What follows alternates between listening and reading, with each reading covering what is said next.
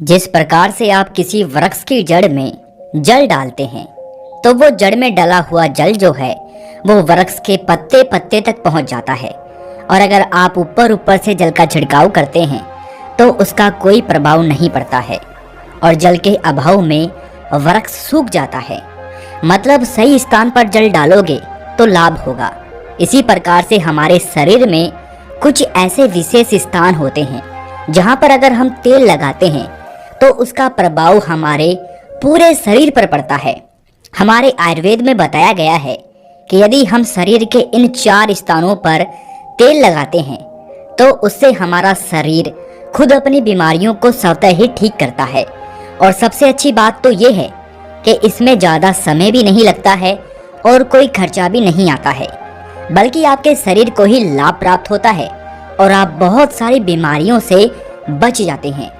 तो आइए जानते हैं कि आखिर वो कौन सी 4 जगह है जहां पर हमें तेल लगाना चाहिए और हमें किस तरह का तेल लगाना चाहिए और किस समय पर लगाना चाहिए।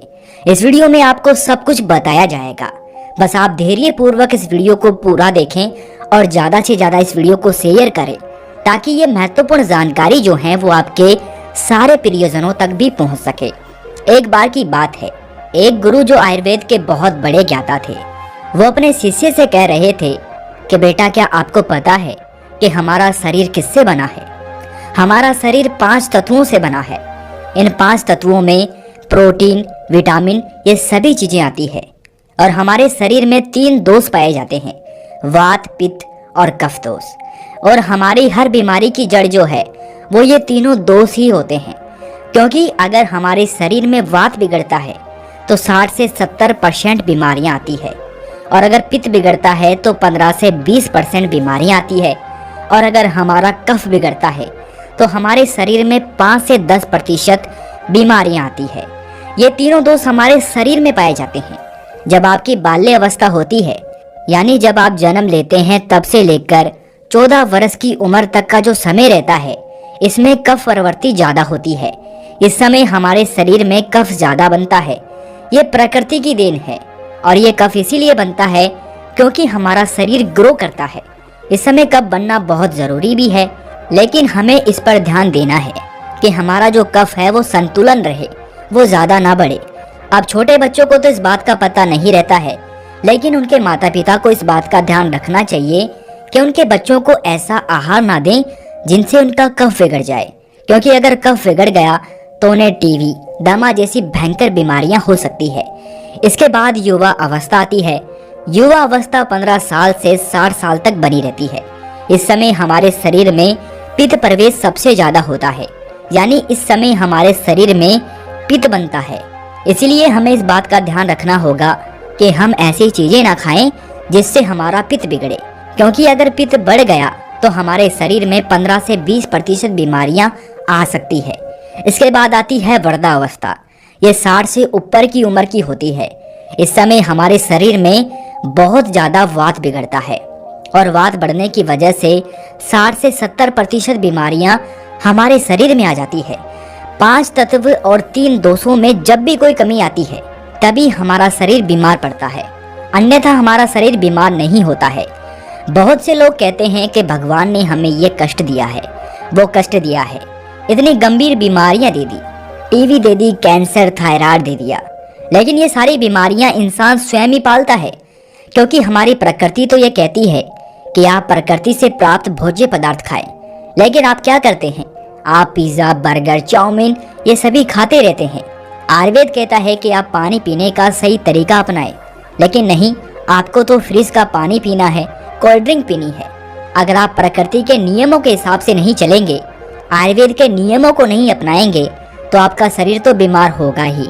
इसमें भगवान क्या कर सकते हैं? लेकिन अगर आप आयुर्वेद के नियमों को अपने जीवन में अपना लेते हैं तो जीवन भर आपका शरीर बीमार नहीं पड़ेगा। फिर गुरु उनसे कहते हैं कि बच्चों, आज मैं तुम्हें 4 ऐसे अंग बताऊंगा जहां पर तेल लगाने से आपके शरीर में कभी कोई बीमारी नहीं होगी और इससे आपके तीनों दोष भी संतुलन में रहेंगे और आपके शरीर में कभी भी 5 तत्वों की कमी नहीं आएगी। बच्चों, जो 4 अंग है उनमें से सबसे पहला है आपकी नाभि, दूसरा है आपके पैर के तलवे, तीसरा है आपकी नासिक और चौथा अंग है आपका सिर। ये 4 सबसे महत्वपूर्ण अंग है और इन चारों अंगों पर आपको तेल लगाना है, लेकिन आपको ये ध्यान रखना है कि कब और कैसे लगाना है। तो सबसे पहले हम जानते हैं नाभि के बारे में। बच्चों, ये आपके शरीर का सबसे महत्वपूर्ण अंग है क्योंकि ये आपकी 72,000 नाड़ियों का केंद्र है। ये एक ऐसा केंद्र है जो सबसे अधिक नाड़ियों से जुड़ा हुआ है। ये जो आपकी नाभि है वो आपके पूरे शरीर से संबंधित है। जब आप नाभि में तेल का प्रयोग करते हैं तो उससे पूरे शरीर की नाड़ियां प्रभावित होती है। पूरे शरीर में ठीक प्रकार से ऊर्जा का संचार होता है। आप और भी ऊर्जावान और जवान महसूस करते हैं। आपने देखा होगा कि जब छोटा बच्चा जन्म लेता है, जब वो बहुत छोटा होता है तो उसके माता पिता उसके पूरे शरीर पर तेल की मालिश करते हैं, क्योंकि उस समय शरीर पर तेल की मालिश करने से हड्डियां मजबूत होती है। इसीलिए आपको भी नाभि में तेल लगाना है और आपको शुद्ध सरसों का तेल लगाना है। किसी भी कंपनी का तेल आपको नहीं लेना है क्योंकि वो शुद्ध नहीं रहता है। उसमें विभिन्न प्रकार के केमिकल होते हैं जो आपको नुकसान पहुंचा सकते हैं। अगर आप उन दोनों में कंपेयर करेंगे तो आपको पता चलेगा कि जो शुद्ध सरसों का तेल होता है वो थोड़ा गाढ़ा होता है और थोड़ा बहुत गंदा भी होता है, लेकिन जो तेल आप बाजार से खरीदते हैं वो बिल्कुल साफ दिखाई देता है क्योंकि उस तेल में केमिकल डाले गए होते हैं जिससे वो तेल साफ हो जाता है। इसीलिए आपको सरसों के बीज खरीदने हैं और अपनी आंखों के सामने उनका तेल निकलवाना है और फिर उसी तेल का प्रयोग आपको करना है। और रात को सोते समय आपको अपनी नाभि पर उस तेल को लगाना है।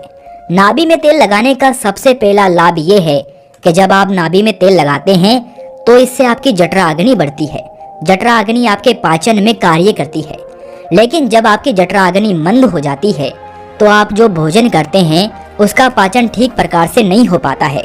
वो आपके शरीर को लग ही नहीं पाता है, जिससे आपको भूख कम लगती है और फिर वो भोजन पेट में सड़ने लगता है। तो नाभि में तेल लगाने से ये जठराग्नि जो है ये बढ़नी शुरू हो जाती है और भोजन आपके शरीर को ठीक प्रकार से लगता है। और जब भोजन ठीक प्रकार से पचता है तो उससे जो पाचक रस निकलते हैं वो भी ठीक प्रकार से निकलते हैं और आपके शरीर में पोषक तत्वों की पूर्ति करते हैं, जिससे शरीर के विभिन्न भागों पर, पूरे शरीर पर उसका प्रभाव होता है। नाभि में तेल लगाने का दूसरा फायदा ये है कि इससे आपकी अपान वायु संचालित होती है।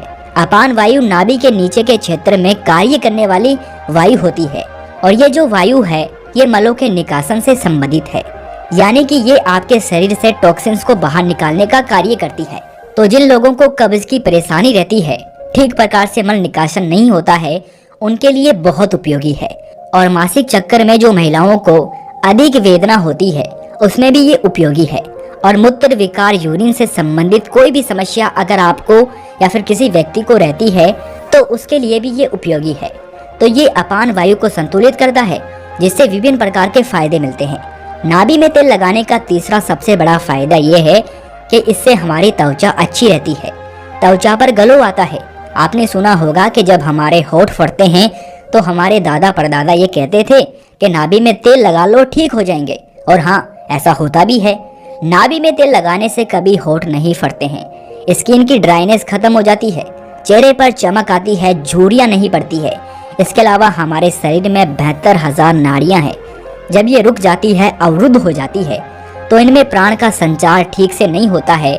जब इनमें प्राण का संचार ठीक से नहीं होता है, जिससे आपको आलस आने लगता है, ऊर्जा की कमी आपको महसूस होती है और आपका मस्तिष्क ठीक से काम नहीं कर पाता है।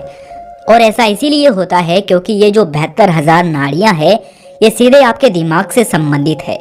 और जब आप नाभि में तेल लगाते हैं तो ये नाड़ियां खुल जाती है। इससे प्राण का संचार ठीक होता है और शरीर ऊर्जावान बनता है। मस्तिष्क बहुत ही अच्छे से कार्य करता है। दूसरा स्थान है आपके पैरों के तलवे। सारी नसें पैरों के तलवे से जुड़ी होती है। इसीलिए कहा जाता है कि सुबह सुबह जो मॉर्निंग वॉक करता है, नंगे पांव जमीन पर या फिर हरी घास पर चलता है, तो उसकी आंखों की रोशनी कभी कम नहीं होती है। और पैर के तलवों पर यही शुद्ध सरसों का तेल लगाना है। जब आप सोने जाएं तो आपको सबसे पहले अपने पैरों को गुनगुने पानी से धो लेना है। फिर उन पैरों को अच्छे से पोंछ लेना है। पोंछने के बाद जब आपके पैर एकदम सूख जाएं, तब आपको एक कटोरी में सरसों का तेल लेना है और उसे अपने पैरों के तलवों पर लगाना है। इसके बाद में अगर आपके घर में कांसे की कटोरी है तो उससे अपने पैरों में मालिश करनी है। क्योंकि कांसे के बर्तन से शरीर में जितनी भी विषाक्तता रहती है वो बाहर आ जाती है। कांसे के बर्तन से जब हम पैरों में घर्षण करते हैं तो आपके पैर थोड़े काले होना शुरू होते हैं। इससे शरीर में विषाक्त कम होता है।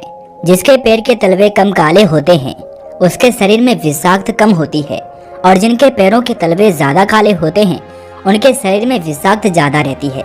अगर आपके घर में आपकी माता है, आपकी पत्नी है, तो आप उनसे अपने पैरों के तलवों की अच्छे से मालिश करवाएं, और अगर नहीं है तो आप स्वयं भी मालिश कर सकते हैं। जब आप 5 मिनट तक अपने पैरों के तलवों की मालिश करते हैं तो आपको तुरंत नींद आना शुरू हो जाती है। जो लोग सोने के लिए नींद की दवाई का प्रयोग करते हैं, जिनको चिंता है, डिप्रेशन है, जिसकी वजह से उनको नींद नहीं आती है, जिनकी याददाश्त कमज़ोर होती है, दिमाग से संबंधित कोई भी परेशानी रहती है, तो वो ये सब खत्म हो जाती है।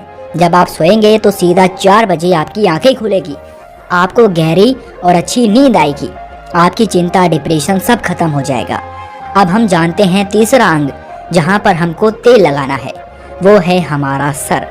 सर्दियों के मौसम में जब आप शाम को नहीं नहाते हैं, लेकिन आप गर्मियों के मौसम में शाम को अवश्य नहाते हैं, तो नहाने के बाद अपने बालों को अच्छे से सुखा लें, उनमें पानी नहीं रहना चाहिए। इसके बाद आपको अपने सर में वही शुद्ध सरसों का तेल लगाना है। आप जो ये विभिन्न प्रकार के तेल लगाते हैं ये केमिकल से भरे हुए होते हैं। आजकल कंपनियां विज्ञापन दिखा दिखा कर लोगों को अपनी तरफ आकर्षित करती है, लेकिन ये सारे के सारे तेल जो हैं वो केमिकल से भरे होते हैं।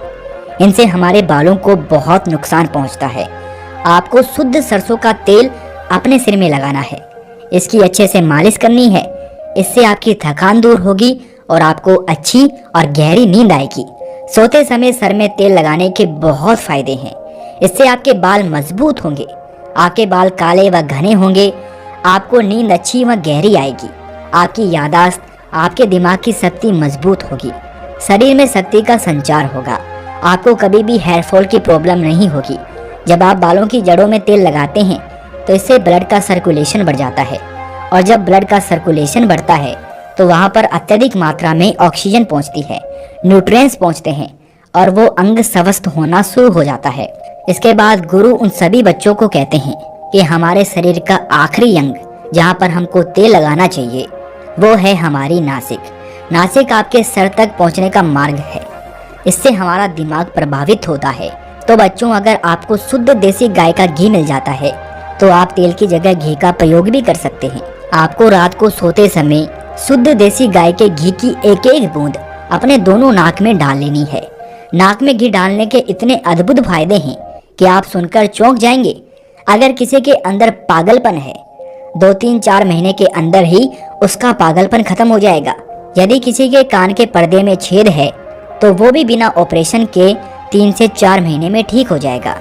नाक में जितनी भी प्रकार की एलर्जी है, जैसे बार बार छींक आना, नाक में खुजली चलना, नाक बंद हो जाना, ये सारी समस्याएं खत्म हो जाएंगी। आंखों की रोशनी बढ़ेगी, मानसिक समस्या खत्म हो जाएगी, बाल काले हो जाएंगे। इसके बाद गुरु उन सभी शिष्यों से कहते हैं, बच्चों, अगर आप अपने शरीर के इन चारों अंगों पर नियमित रूप से सरसों का तेल लगाते हैं तो इससे आपके शरीर में जितनी भी विषाक्तता है वो बाहर आ जाती है, और आपका शरीर कभी भी बीमार नहीं होगा। आप हमेशा ऊर्जा से भरपूर बने रहेंगे। इस वीडियो को देखने के लिए आपका बहुत